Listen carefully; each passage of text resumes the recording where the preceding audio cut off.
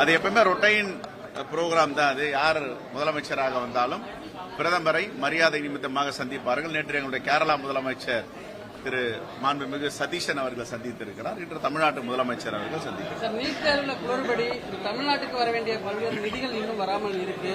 இதெல்லாம் முதலமைச்சர் அதை தொடர்ந்து நாமும் போராடி கொண்டிருக்கிறோம். தமிழ்நாட்டு உரிமைகளை எந்த விதத்திலும் விட்டுக் கொடுக்க கூடாது என்று அதை முதல்வர் வலியுறுத்துவார் என்று முழுமையாக நம்புகிறோம்.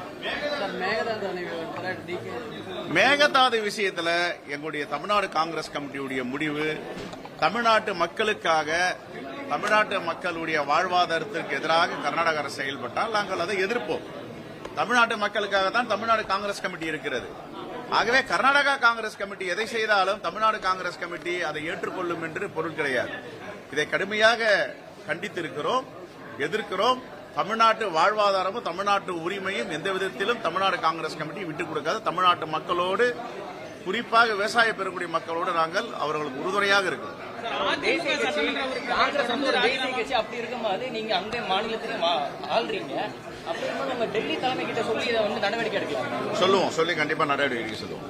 அதிமுக சட்டமன்றத்தில் தொடர்ந்து ராஜினாமா செய்து தாவேகாவில் இணைந்து வராங்க. இது பல்வேறு விமர்சனங்களை ஏற்படுத்தி இருக்கிறது. குதிரை பேரம் நடக்குது. காங்கிரஸ் பேரியக்கம் ஒருபோதும் குதிரை பேரத்தை அனுமதிக்காது. அது மோடிக்கும் என்ன அளவுகோலோ அந்த அளவுகோல் தான் எல்லாருக்கும்.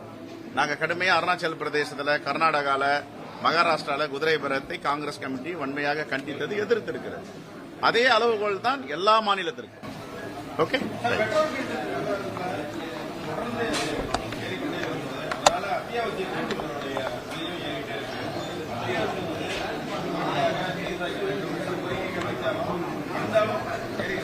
நாங்க ஏற்கனவே சொன்ன 5 மாநில தேர்தலுக்காக பெட்ரோல், டீசல், கேஸ் விலையை உயர்த்தாமல் இருக்கிறார்கள். தேர்தல் முடிந்தவுடன் மோடி சர்க்கார் அதை ஏற்றும் என்று சொல்றோம். நாங்க என்ன சொன்னதை செஞ்சிட்டு இருக்காங்க.